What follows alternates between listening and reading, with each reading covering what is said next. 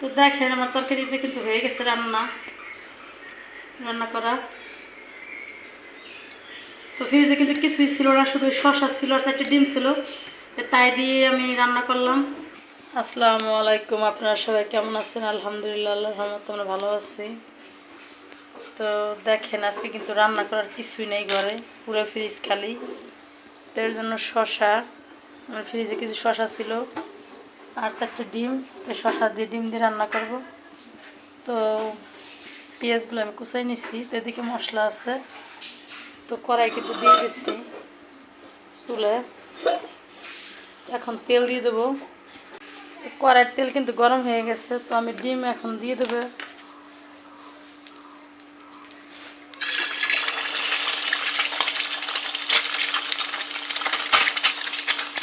তো ডিমটা কিন্তু দেখুন কুসুমটা কিন্তু কাঁচা রয়েছে, আমি এরকমই রাখবো।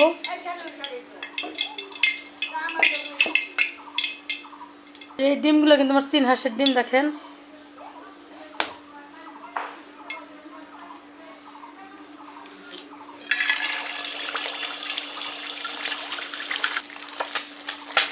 তো এরকম করে আমি সব ডিমগুলো ভেজে নিব।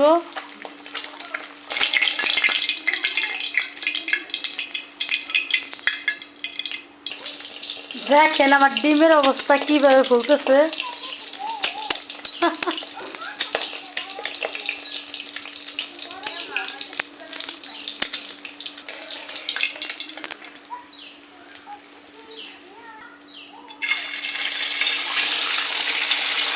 ডয়ার আলমারি খোলে কেটে না, ডয়ার খোলো।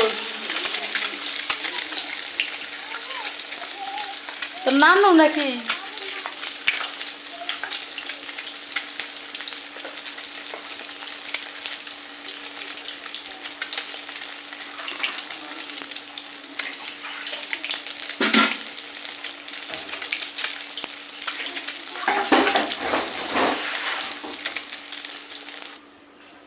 তো দেখেন ডিমগুলো কিন্তু সব উঠে নিচ্ছি আমি। তো এখন পেঁয়াজ কুচি দিয়ে দেবো।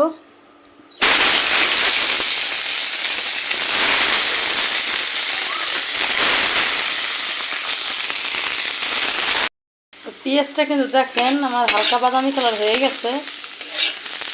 1 চামচ রসুন বাটা, কাঁচামরিচ বাটা, সাদা বাটা,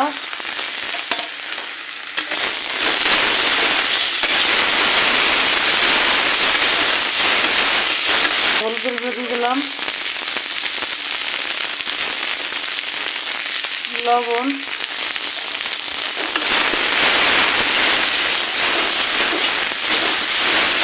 জায়গা দিয়ে দেবো দেখেন তেজপাতা, সাদা গোলমরিচ, দারচিনি, এলাচ দিয়ে দিলাম।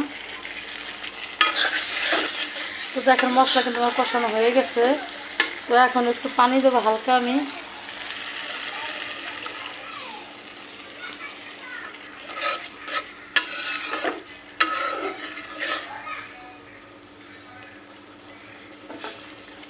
তো এখন দিয়ে দেবো কিন্তু শসা।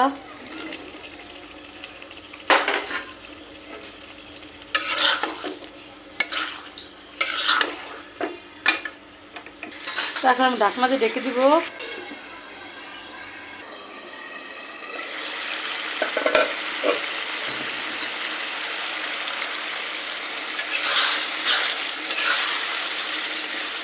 দেখেন আমার কিন্তু পানি দেওয়া লাগে নাই, শশায় কিন্তু হয়ে গেছে, মানে শশার পানিতেই শশা সেদ্ধ হয়ে গেছে। তো এখন দিয়ে দেবো আমি উপর দিয়ে সে ডিম।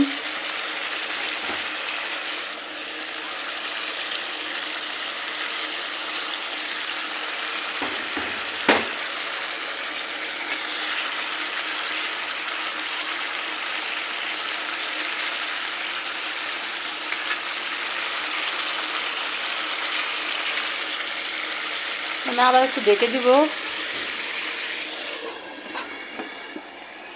এখন দেবো নারকেল কোরানো।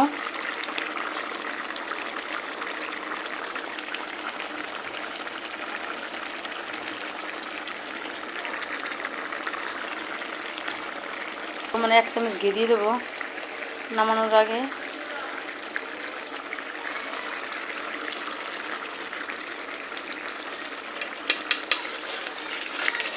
তো এখন নামাই ফেলবো। তো দেখেন আমার তরকারিটা কিন্তু হয়ে গেছে রান্না রান্না করা। তো ফ্রিজে কিন্তু কিছুই ছিল না, শুধু শসা ছিল আর চারটে ডিম ছিল, তাই দিয়ে আমি রান্না করলাম। তো রান্নাটা কিন্তু অনেক মজা হয়েছে, মানে অনেক সুন্দর একটা ঘ্রাণ আসতেছে। তো ভাত খাবো।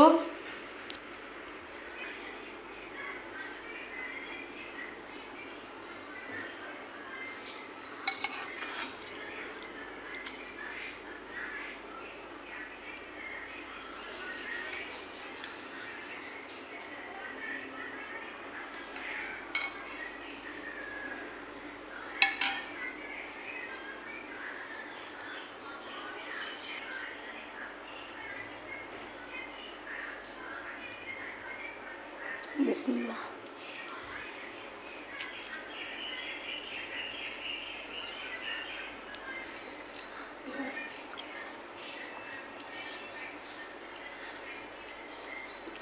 তো রান্নাটা কিন্তু অনেক মজা হয়েছে, আপনারা এরকম রান্না করে দেখতে পারেন।